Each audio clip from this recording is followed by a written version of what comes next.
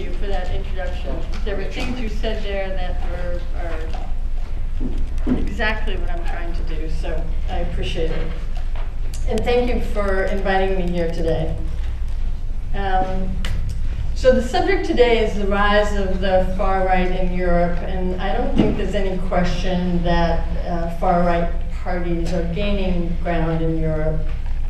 You can see it in the polls in many countries that are in the European Union, like England, France, Holland, Denmark, Finland, Hungary, Greece.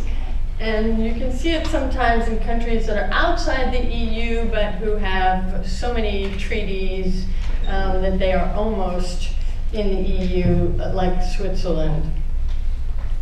And some of these far-right candidates are baldly racist or anti-Semitic, or both. My colleague Dan Bilewski had a story in the paper on Monday about a far-right candidate in the Czech Republic who is running an ad that shows a slithering snake, a montage of pictures of supposed threats to Czech identity, including an Israeli flag and a gathering of Orthodox Jews.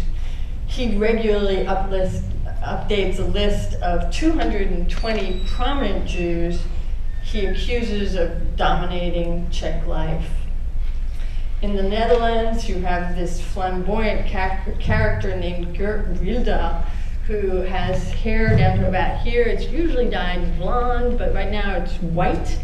And at a recent meeting of his members, he was trying to fire up their support. He was asking if they wanted more or fewer Moroccans in the Netherlands, drawing them into a chant of fewer, fewer, fewer. And he's promised he would take care of that. In Britain, you have the UKIP party. One of their members recently made a speech arguing that there should be no more foreign aid sent to Bongo Bongo land. Some of the countries really have big numbers nowadays, and you see the leaders, and usually those are the ones in which the far-right leaders are trying to tone it down. In France, Marine Le Pen has been particularly successful at recasting the Front National, which is her father's party. She has ejected people who make overtly racist or anti-Semitic remarks. She's come a long way. She took over the party from her father, and he used to say things like the Nazi gas chambers are simply a footnote in history. And she has really tried to tone that stuff down.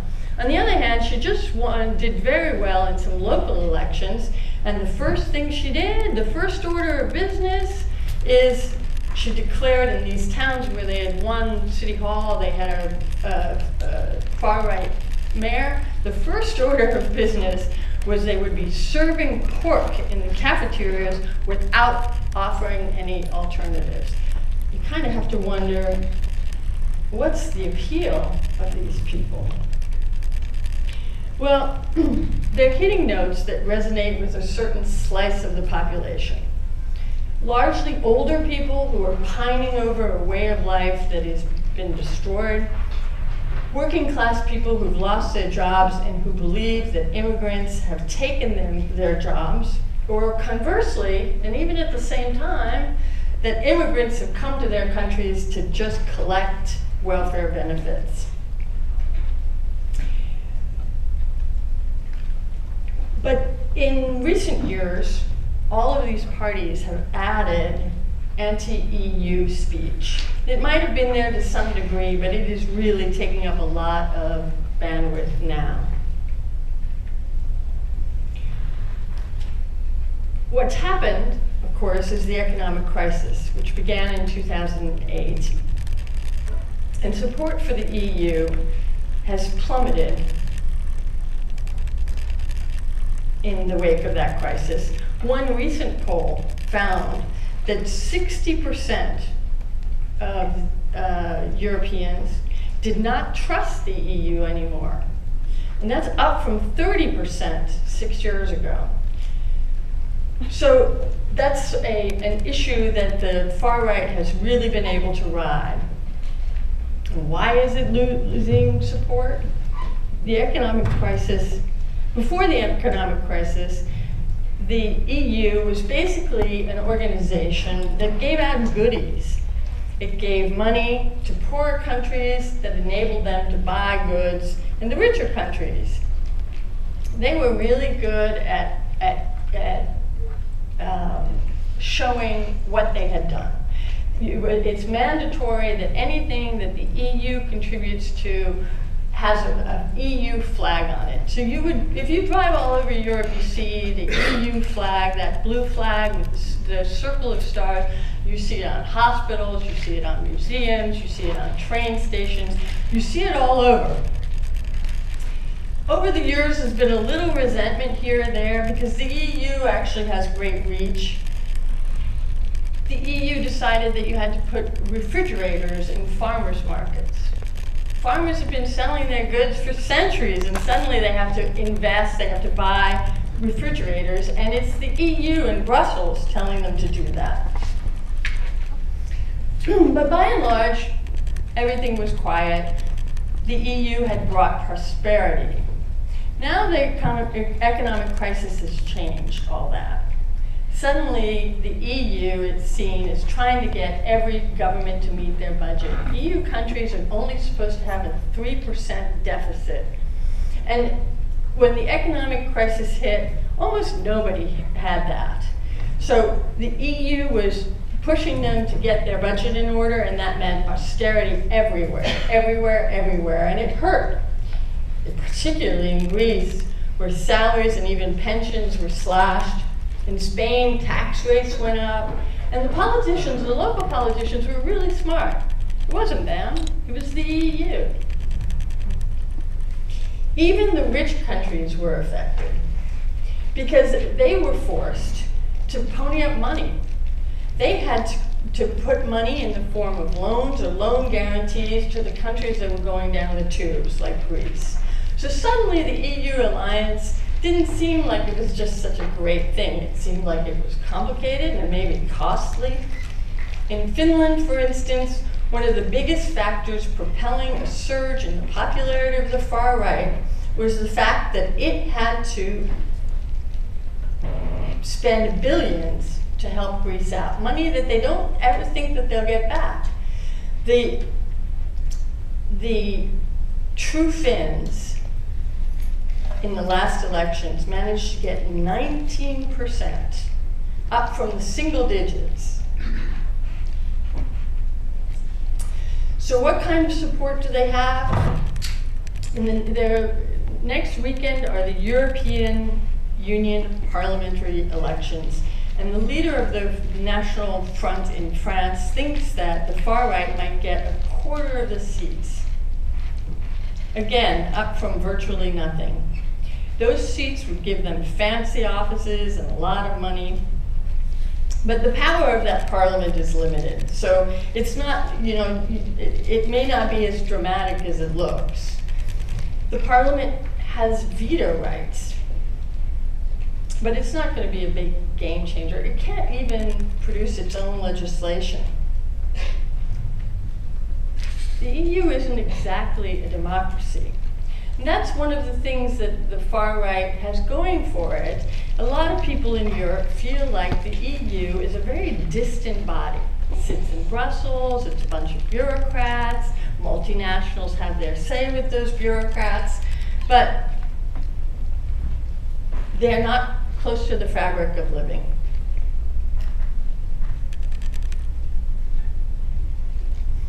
In fact, people don't even vote.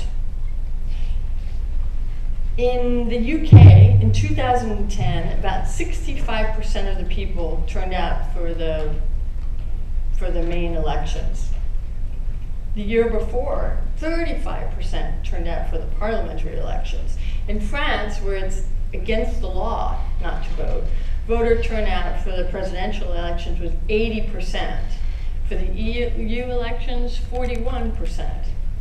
So even if the far right wins big in the European unions, it's not a true feeling of European sentiment. it's probably going to attract people who feel strongly about the far right, and it will be a very small sampling.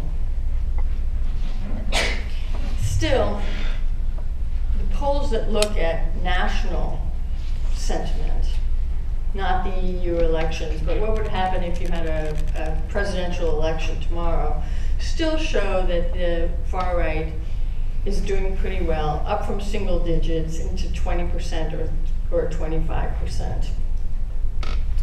And those numbers in America, those would seem tiny, have huge consequences, because all of Europe's governments are coalitions. Even truly popular leaders like Merkel didn't get enough votes to have a clean majority. She had to find a partner. To do that, she actually partnered with the left. So you have the center-right partnering with the left. That's something that, you know, even Americans might take a lesson from, that these two, you know, the ideological divide is not enough to stop people from working with each other in Europe. But anyways, the far right can punch far above its weight class because these coalitions are going on all the time. In Denmark, for instance, 3 years ago, in exchange for its votes on a difficult budget, the far right got the Danish People's Party to reinstitute 24-hour customs surveillance on Danish borders. At the time, it was shocking because the founding principles of the EU are open borders, free movement of people and goods. And here were the Danes basically agreeing to watch their borders much more carefully. It was coming very close to rejecting a founding principle. So you have to be careful that even if the far right is small, they can leverage all kinds of changes. And of course, just their being there can pull the center right even more to the right. When the center right politicians see votes going over to the right, they start to sound a lot more like they're from the far right. When Sarkozy in France was running for president in the last batch of elections, suddenly Romas, gypsies, were being evicted from the country, wholesale. It was a really stupid move. A lot of them just felt, you know, in the end, they just came back. It cost the French a lot to do it, but it was a campaign that he thought would keep people from changing alliances and going over to the far right. But it's always hard to make generalizations about Europe. It's useful to take note of some examples that sort of don't fit in the main trends. For instance, if you take Greece, it's seen an economic meltdown. It has lost a quarter of its GDP in 6 years.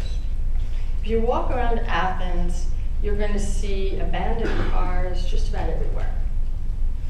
Suicides are on the rise. Health authorities are worried about outbreaks of mumps, measles, even polio, because people have lost their health care. And kids are not getting their vaccinations. And yes, support for the right has grown. But guess what? The far left is doing far better than the far right. Right now, the far left is polling over the main political parties that have warred over Greece for decades. If you look at Spain, which has suffered enormously, you might expect a big far-right movement there. Doesn't exist.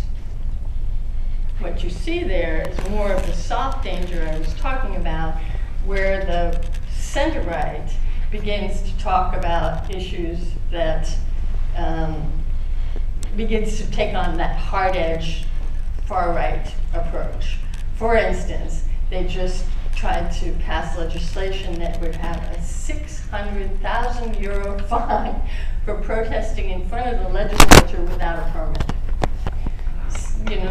That's about $750,000 for protesting in front of the legislature. But so far, no movement of any consequence behind the far right. So why nothing in Spain and in Greece, which are suffering? Maybe it's because they were both dictatorships not that long ago, till the 70s. They're both new democracies. And when I talk to people from both places, they'll talk about the value of democracy. You know, they don't want out of the EU, and they don't see any appeal on the far right. Often. Also, take Switzerland. Here is an incredibly rich country. There's no economic crisis there. Unemployment hardly exists. Unemployment rate is about 4. In Spain, it's 27. But the far right has made inroads in Switzerland. Recently, they had a referendum sponsored by the far right on whether or not to stop immigrants, and that includes EU nationals, from being allowed to move over the border freely. The answer, only by a hair, but it was shocking and could have enormous consequences for that country, was that Greece agreed with the far-right politicians and wanted immigrants kept in check. Who are the immigrants in Switzerland? A lot of them are Germans, not poor Africans, not even poor Bulgarians or Romanians who are blamed for the rise in crime in some parts of Europe. The Swiss, it turned out, don't want to be bossed around by the Germans. They say the Germans are loud and obnoxious. They nurse bad feelings that go back to World War II. So when you look at Europe, you have to be careful about making generalizations. It's very difficult, and you have to consider each country's particular history, because that can have a very big impact on which way politics are going.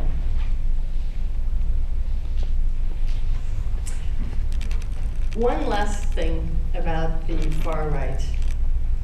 A lot of people in America come up to me and they say that the far right's a lot like the Tea Party here.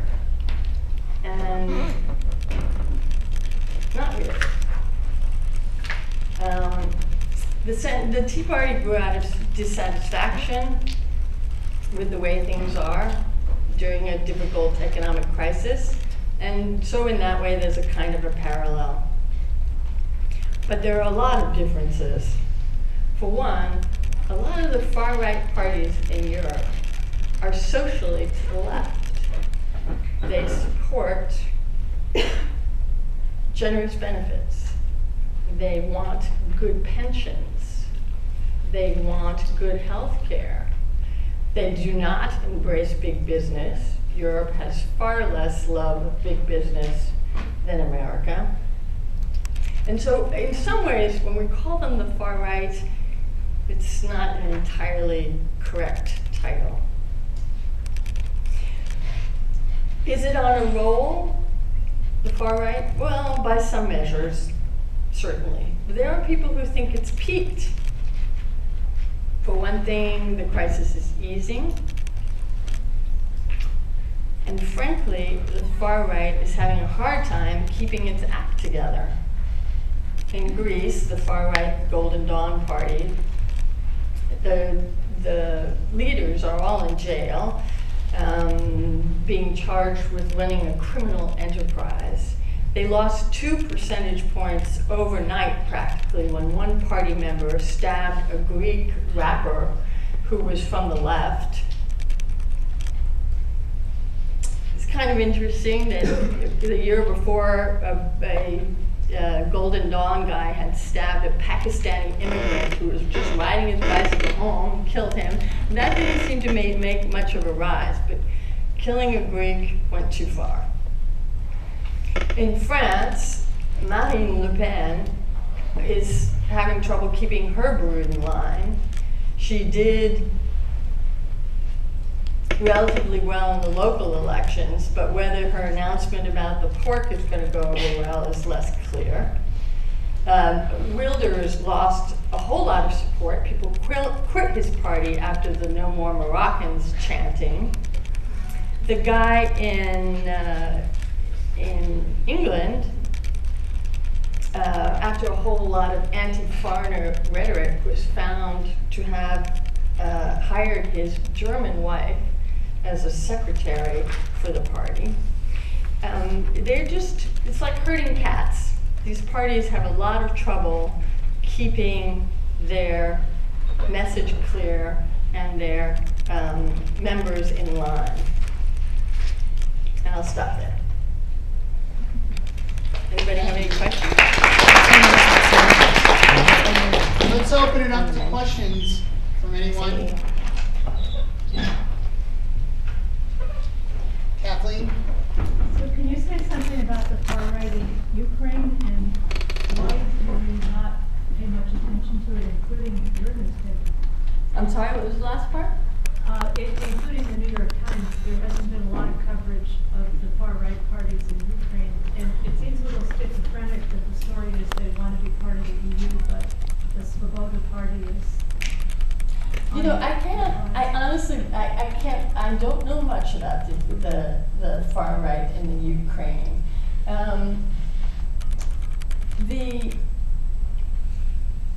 I've been sort of interested to watch American coverage of that conflict, because if you stand back, you see that the European Union has edged and edged and edged its way to Russia. Ukraine is 40 million people. It's a huge market. And then they went in to try to take that as well. You can't possibly justify what Putin has done, but you can, and you read this a lot in Europe, you can recognize what his problem is. He's losing ground, he's losing markets, NATO is right at his door, and Europe keeps moving, inching its way over there and saying, but not you, Mr. Putin, but not you. And Ukraine just is kind of caught in that, to me, is caught in that push and pull about how far will Europe's influence go, and will it get yet another market? But you probably know something about the far right. I'm just wondering, as a journalist, if you know why. I've been amazed at the lack of coverage by the U.S. press, except for a paper like The Nation and a few foreign affairs ran stories about the Svoboda party. But when you look at the mainstream press, especially the New York Times, it's just, I haven't seen one story yet in the New York Times about the parties within Ukraine. So I was just wondering if you had a view as a journalist about why we as Americans don't seem as interested in that part of the story. Is it because we're so busy countering Mr. Putin? Well, I think the focus has really been on the tension with Russia. Has really been on, are these guys in the masks Russian or not, right? And I think the Ukraine was not getting a lot of coverage before. So you have sometimes you just have a logistical kind of problem. The world is a big place.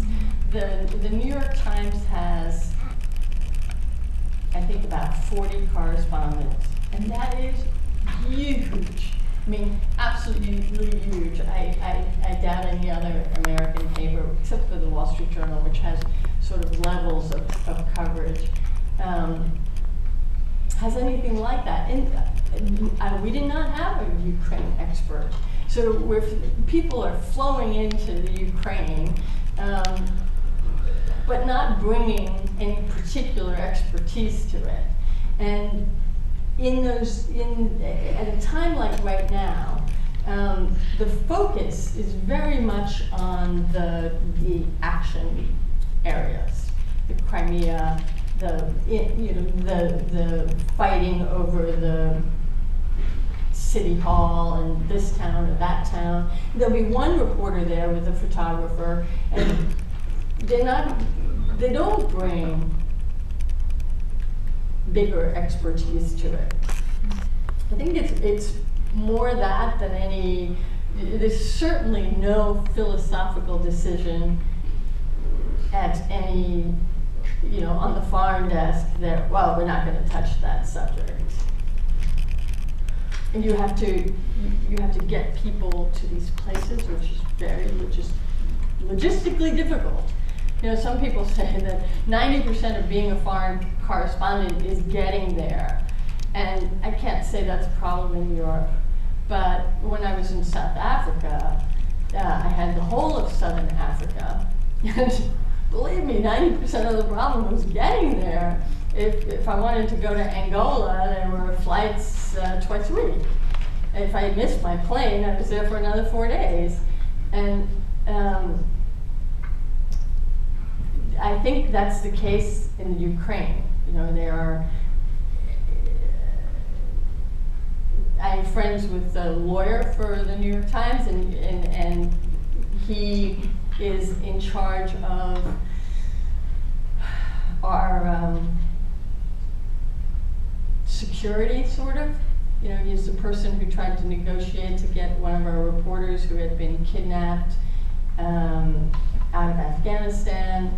So he has, we hire consultants to help us. So the consultant got moved from Afghanistan to the Ukraine, and there were definitely days when it was like, do we get our people out of there? How do we get our people out of there? So it's not your usual reporting situation where people can sit back and think around and say, oh, I think I'll fly to Kiev and talk to some experts. And in a situation like that, there's no normalcy left.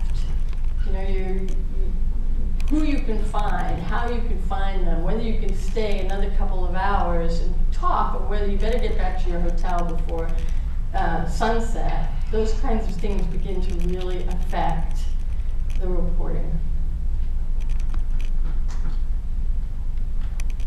Hi, I've been interested in the pushback from the left in Italy recently, especially after the very terrible anti-immigrant sentiment that went on during the recession and the riots in 2012, and especially the more racist pushback against third generation African Italians whose grandparents immigrated there, and then the replacement for Berlusconi from the left, and I just would be interested in what you would have to say about that pushback.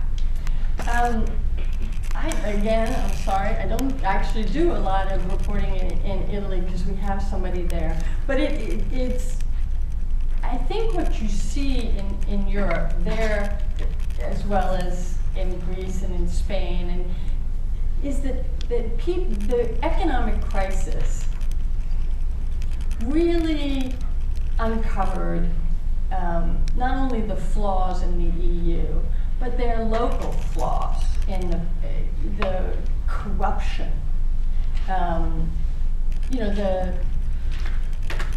Italy's parliament, they put out at one point they put out an order that that nobody would be able to accept presents worth more than, I think, $25,000 or something. Europe sees us as very harsh. I remember when I was also Paris bureau chief. Early on, when I was Paris bureau chief, I had gone to interview a business type for a story, and I was talking about high taxes, all this stuff that people get. And he turns to me and he says, "Well, I'm fine with that." You know, I mean, even people who you would think would be on the other side of the divide, they have a sense, they do not want people to suffer. They think it's okay if unemployment is the same salary that you used to get. You know, they think that our unemployment benefits are cruel. You know, you don't have a job. It's not that you didn't want a job. So anyways, Hollande offered the kinder, gentler hand of the socialists. And Sarkozy was busy saying, big business, we need to let corporations fire whoever they want. And it was not a message that played well at a time when the economy was bad. But now he's in the toilet, I mean, he's in the can. Sarkozy might actually even come back. But you know, one interesting thing, it's sort of related to the far right and sort of related to this. When I was in Paris between 1999 and 2002, the presidential elections were coming up, and it was Jacques Chirac and Jospin who had been the prime minister. And they have a run. They do a first round, and then they do, unless somebody gets a majority, they do a runoff between the next two. So during the first round of elections, people were so angry at these two that Le Pen, the guy, the father of Marine, won. I mean, it was shocking. Jospin didn't even get to run again. It was Chirac against Le Pen. And Le Pen had gotten, I think, about 30% of the vote. But in the final vote, in the presidential, even people who hated the conservative right, Chirac, voted for him. And the final vote was like 97% Chirac. So there's a protest vote that's a part of life in Europe. And you never know what factor that plays. So, you know, that's just something to think about. Like, how far will the Europeans go with the far right? Do they mean it, or are they just fed up?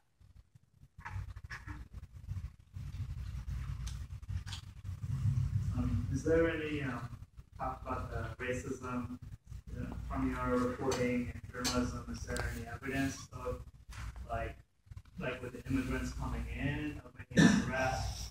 Or I know that in Europe sometimes EU especially, there's a lot of, sometimes there can be a lot of anti-Muslim, Arab immigrants coming in. How has that affected maybe the demographics of the countries? And what is the cause of that? Are they not able to, immigrants are not able to integrate? Immigrants do not integrate well in Europe. Well, first of all, it's not the United States of Europe. It really is a union of European states, right? So some people would like to see a United States of Europe and but you have each of these countries has their own language, their own culture, years and years of history, and they tend to be small as well. So an immigrant going to Denmark will actually find, especially refugees, my God, they pay for their housing, they pay for everything. But they don't let them in. You get a job in Denmark largely through word of mouth.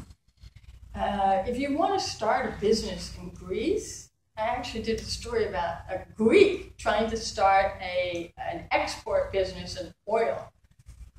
It took him a year to get through all of the licensing things. And at one point, they even asked for a stool sample from his board, everybody on his board.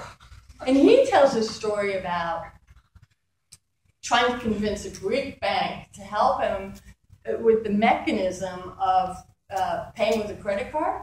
It had to be in Greek. He says, well, I'm not selling to the Greeks. It's an export business. I want it in English. It can't be in English. It has to be. After months and months of trying and negotiations, he got in touch with PayPal. He was up and running in 10 minutes. And he was so flabbergasted. But the point being that, and I've often actually wanted to write a story where I took two immigrants, one landing in Europe, maybe a brother landing in America, and write, the parallel experiences. But America is not going to pay for his housing, is not going to give him 2,000 euros to study English, is not going to put him on welfare for 2 years or more. But America's open. New York City is absolutely full of these carts food carts where you can eat so well for $6. But how do these guys do that? They go to the city hall and they pay $50 for a license and they're off and running.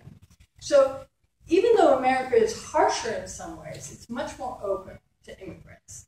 So if you go to Sweden, for instance, you will find all of the immigrants in housing complexes that were built for workers who used to work on the shipping industry, which has disappeared. But they're quite isolated.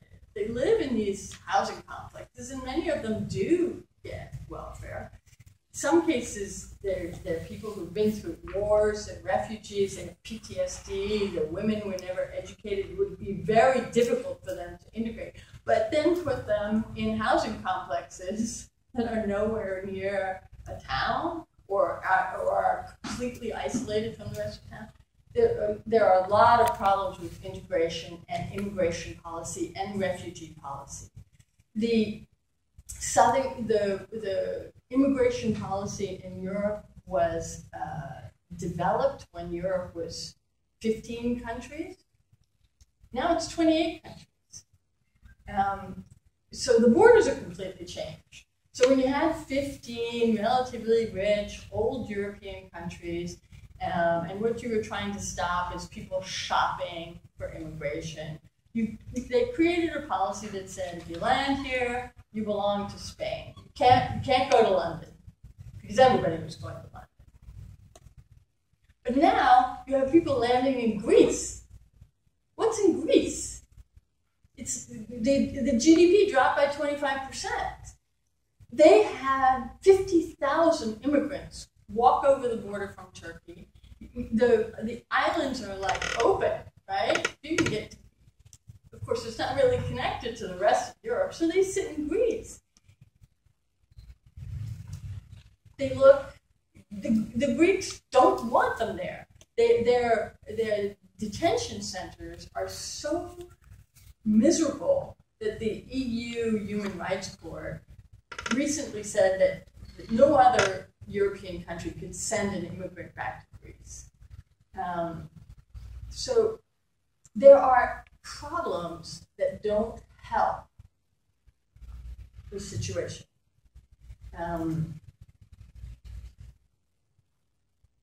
And they are countries that have a long history of kind of hunker down and don't let in strangers. We in America think of immigrants by and large as the stuff we're made of. I'm an immigrant. Probably everybody here is an immigrant. Are you an immigrant from your last generation or from 5 generations ago? But we are built on immigrants. We think the guy who comes here with nothing and sends his kid to school is a hero. But Europe doesn't have that history. And there are real issues there. I mean, in Italy, there's a black soccer player. Somebody who's a soccer player. Mario Balotelli. You know him? The abuse that guy takes. I mean, it's horrifying. He's an amazing soccer player. I don't even know what to say about that, but it's he was raised Italian. He's adopted, but you can hear it sometimes. Exactly. Does Europe see these rising far-right ideologies as fascist? Because Golden Dawn is like fascist, but like for example, like in France, would they consider the Dance Party far-right fascism? You know, she has done a very good job of trying to tone down that image.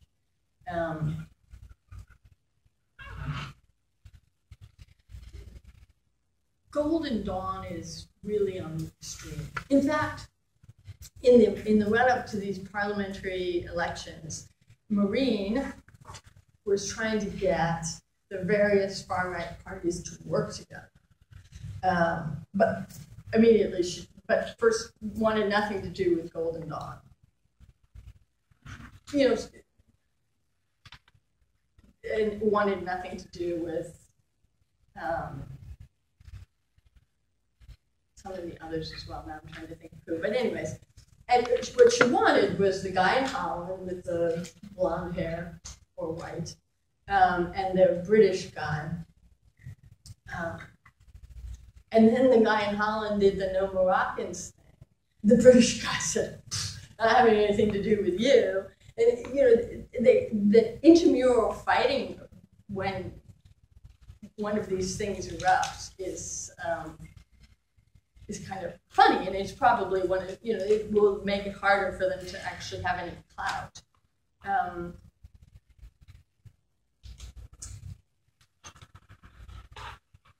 But certainly anti-Semitism seems to be right near the border. The Golden Dawn has, like, apparently there are videos of them doing a salute, and they say, no, we have another reason for doing a salute, and their symbol looks an awful lot like a swastika, so they're a little bit farther out there than some of the others. I don't know that that's... But you don't think like it'll reach that point, for example, like in France, like the far right will get so intense? No. Actually, I'm sorry if I didn't make this point clearer. The far right is gaining traction largely on the new thing that it's talking about, which is anti-EU, and toning down the old rhetoric. You know, it's trying to portray itself as more mainstream, and that's where it's getting its numbers. There was somebody back there. Did you? Yes. What is the sentiment from the far right in Spain in regards to Catalonia trying to become independent? Nationalistic movement. I'm sorry, I'm not sure I understood that. What is the sentiment of the far right in Spain? Because of Catalonia. Catalonia. Barcelona basically trying to become independent state, even though it is a nationalistic, you know, technology, and the fact that they actually speak a different language. Obviously, it's a kingdom, there's different languages, but what will be their stand, I guess? You know, I don't know anything about the far right having an important role in the Catalonia debate, and if I don't, then I would say that they don't. In Spain, Barcelona, probably better known than Catalonia, but that region around Barcelona. Well, in truth, Spain has regions that have a very strong sense of culture and independence. They have their own languages. The Basque are the best known ones because for a while they were blowing people up.